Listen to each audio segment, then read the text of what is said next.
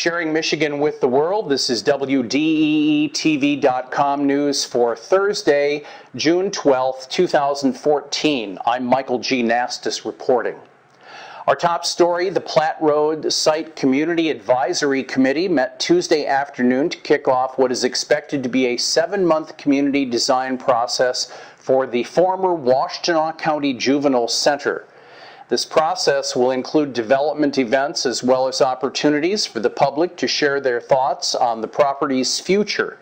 The advisory committee originally met in late 2013 and early 2014 to develop a set of recommendations for the Washtenaw County Board of Commissioners to consider what to do with that property, which has been vacant for about 3 years. The county board adopted a resolution in February endorsing the committee's recommendations to further examine potential uses for the 13.5-acre space on the corner of Platte and Huron Parkway. One of the main events during the design process will be a 3-day charrette, a multi-day design session that gets its name from the French student architects in the 1800s who would work feverishly to accomplish large amounts of work in short periods of time. The Smith Group JJR landscape architect Cheryl Zillig said that the charrette process allows for the public to work side by side with urban designers, architects, and landscape architects to bring concrete vision to their suggestions. There is not a set date for the charrette, but it will likely take place in the second week of August. The planners expressed a desire to hold it on a Thursday, Friday, and Saturday, but that plan was met with resistance from some committee members with small children. Coming up next, coffee prices go up and up. It'll affect us here in this area. This is WDEE TV.com news.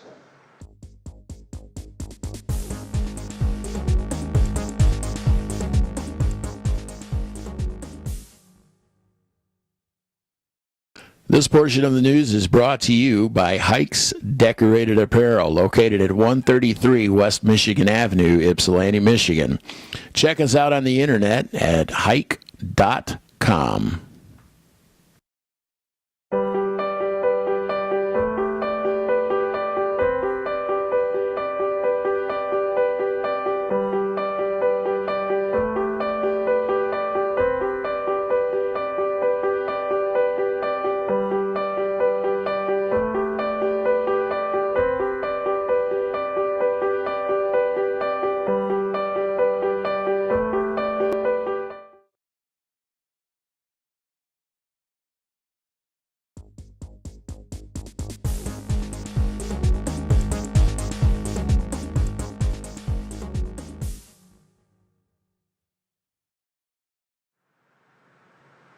It was announced earlier this year that a fungus known as coffee rust left coffee plants damaged, and it also thinned crops in parts of Central America. The current epidemic of coffee leaf rust has affected all countries of the region with a 53% incidence. It's the worst seen since this pest appeared in Central America in 1976, and has led some of the countries affected to declare a phytosanitary emergency and thus trigger the necessary national measures to combat coffee leaf rust. Coupled with the fear of droughts in Brazil that may affect coffee bean supplies, coffee prices have been skyrocketing globally. National chains such as J.M. Smucker, which distributes Folgers, and the Dunkin' brand coffees have said their bagged in-store products have risen about 10%, while stores may also have to pass on additional costs to customers. Lisa B., the owner of Sweetwater's Coffee and Tea, located at 123 West Washington Street in Ann Arbor, said that her cafes have had to raise some prices and even eliminate some products because they were just too expensive to purchase. Roos Roast, located at 1155 Rosewood Street in Ann Arbor, stated that prices there would stay the same for the most part in the foreseeable future. Even though prices for coffee have increased throughout the country, many Washtenaw County residents have stated that their consumption of the popular drink will not change. Coming up, a lacrosse benefit. This is WDEE TV News. This portion of the news is brought to you by Red Rock Downtown Barbecue, located at 207 West Michigan Avenue, Ypsilanti, Michigan. Check us out on the internet at redrockypsilanti.com.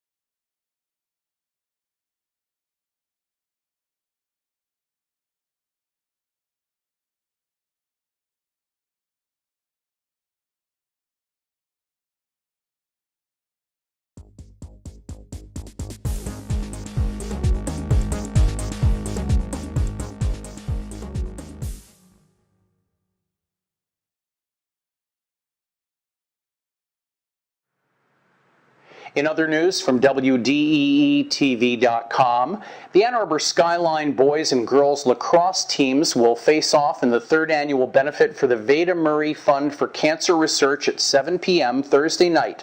Tickets at the gate are $5, with all proceeds going towards cancer research at the University of Michigan. Skyline Athletic Director Jeremy Barkey stated that it's a good way for them to sort out the end of the year by helping raise funds for such an important cause. Veda Murray was a University of Michigan alum who played football under Coach Bo Schembechler, who was a former police officer for the Ann Arbor District. In 2008, Murray, a non-smoker, was diagnosed with advanced stage lung cancer at age 41 years old. He battled the disease for 2 years with his wife Sarah and 3 children. He passed away on April 6, 2011 at the age of 43. Veda Murray's wife will coach one of the teams, while the chief of police for the Ann Arbor Police Division will coach the other. Coming up next, we have a story to tell you about the Ann Arbor Summer Festival, which kicks off this weekend. This is WDEE TV News. This portion of the news is brought to you by the Wolverine Grill, located at 228 West Michigan Avenue, Ypsilanti, Michigan. Check us out on the internet at thewolverinegrill.com.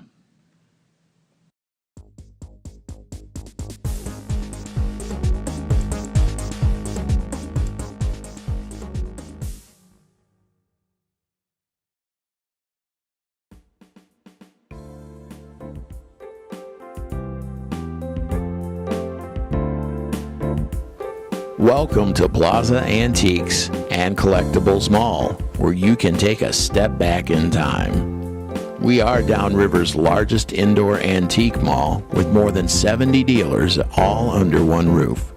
We offer a wide variety of antiques and collectibles at great prices. We're located at 2621 Dix Highway in Lincoln Park, Michigan. Our store hours are from Tuesday to Saturday, 10 a.m. to 6 p.m. On Sundays, 11 a.m. to 6 p.m. And we're closed Mondays. If you'd like more information, check us out on the internet at plazaantiquesmall.com.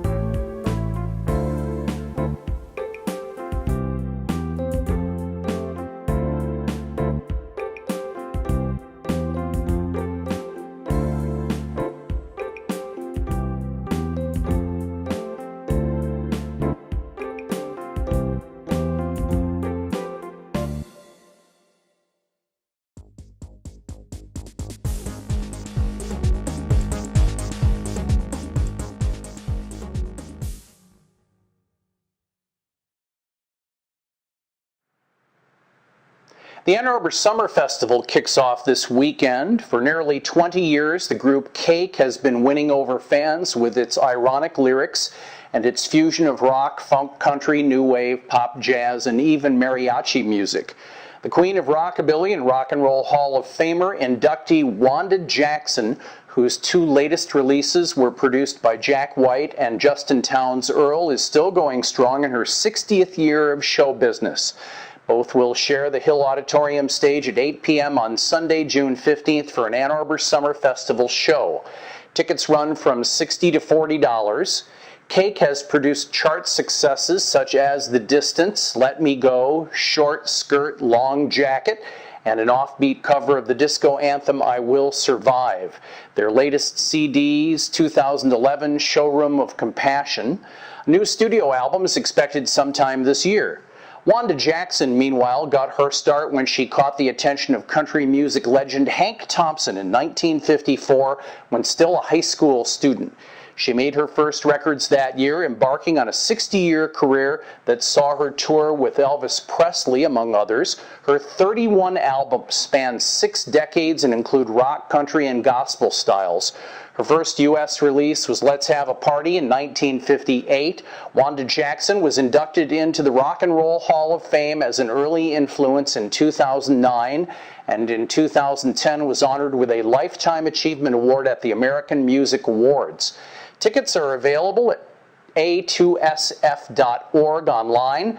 You can call by phone at 734-764-2538 or in person at the Michigan League Ticket Office, 911 North University Ave in Ann Arbor. Coming up next, some more entertainment news for this weekend. This is WDEE News. This portion of the news is brought to you by Hikes Decorated Apparel, located at 133 West Michigan Avenue, Ypsilanti, Michigan. Check us out on the internet at hike.com.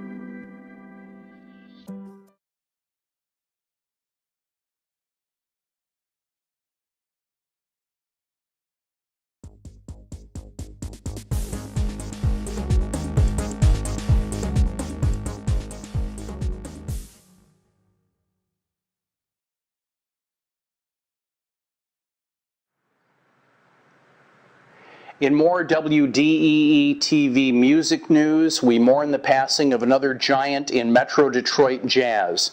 Saxophonist and educator Ernie Rogers passed away earlier this week and left behind a great legacy of both teaching and performing. He was 80. A native of Michigan, Ernie Rogers received early education in Monroe, Michigan, and in the Detroit public school systems, studying with Larry Teal. Rogers graduated from the famous jazz incubator, Cass Tech High School. He earned a bachelor's degree from Wayne State University and a master's degree from Eastern Michigan University and an administration degree from Marygrove College in Detroit. Ernie then served in the U.S. Army and was in the 389th Army Jazz Band. Rogers is most famous for leading the Rappa House Jazz Band at his Rogers Academy of Performing Arts that played many local festivals, clubs, and famous all-night jam sessions. He co-led the New McKinney Cotton Pickers, toured and recorded with many of the top artists at Motown Records, and with local or regional symphonies. He founded the internationally famous Northwestern High School jazz program and led their ensembles. He doubled there as assistant principal, was the jazz band director at Henry Ford Community College, and was an adjunct professor at Wayne State University in the Jazz Studies program. The impact of Ernie Rogers will be felt for the next several generations. He was the nicest man, skilled far beyond his press or acclaim, and was totally dedicated to living, growing, and enhancing the local jazz scene. In WDEE TV.com entertainment news for this weekend, Baker's Keyboard Lounge on Livernois at West 8 Mile is the world's oldest continually operating jazz club. Founder Clarence Baker passed away many years ago, but the establishment remains open for jazz daily, even though it did go through an auction process. Baker's is celebrating their 80th year with month-long shows. The place remains relatively unchanged with its long, narrow listening space, piano-themed bar, and soul food menu. Among the groups performing in the coming weeks, veterans Wilbert Pegler and Alan Barnes, Bob Mervac, Dwight Adams and Ed Stone, the LL7 Latin Jazz Band, and trumpeter John Douglas. Ernie Rogers received. Trinosofs in Detroit's Eastern Market has always something for progressive music listeners. This Friday it's an experimental poetry slam, and Saturday evening it's the Rest Trio led by saxophonist Jack Rest. That's W-R-E-S-T, by the way. Joel Peterson is the proprietor and a fine improvising bassist in his own right, bringing big-name talent and locals to his loft space. Upcoming performances are scheduled from well-known improvisers Judith Berkson and Brandon Seabrook, drummer Frank Rosali, William Hooker, pianists Matthew Shipp and Tala McDonough, and a 75th birthday party for former Detroiter L.A. trombonist Phil Rainlin. In Ann Arbor, we mentioned the Ann Arbor Summer Festival. They're kicking off their top-of-the-park free shows at Ingalls Mall in front of the Rackham Building. Tumbao Bravo and the Sun Messengers get going on Friday night, followed by Saturday's show from the Third Coast Kings and guitarist Joe Summers, featuring Dave Sharp on the bass. Next Wednesday, it's Peter Mad Cat Ruth's Midnight Blues Journey. Saturday night, it's the area debut for Norwegian improvising saxophonist Håkon Kornstadt, and that's at Carytown Concert House. Next Wednesday, the incredible Moutin Factory Quintet performs, featuring two brothers originally from Paris, bassist Francois and drummer Louis Moutin, and the amazing pianist Jean-Michel Pilk. That's also at the Carytown Concert House. Sunday at Schoolcraft College, it's the annual Father's Day Brunch benefiting the upcoming Michigan Jazz Festival. Clarinetist Dave Bennett plays music from the Benny Goodman Songbook and beyond with drummer Doug Cobb, pianist Cliff Monier, and bassist Nick Calandro. Showtime is at 12 noon. And finally, happy birthday, Marcus Belgrave. And that's WDEE TV.com news for this Thursday, June 12th, 2014. I'm Michael G. Nastos reporting. Happy Father's Day weekend, and to my father, the late Gus Nastos, who you might have known as a State Farm insurance agent based in Ypsilanti. See you next week. So long, everybody. This portion of the news is brought to you by the Wolverine Grill, located at 228 West Michigan Avenue, Ypsilanti, Michigan. Check us out on the internet at thewolverinegrill.com.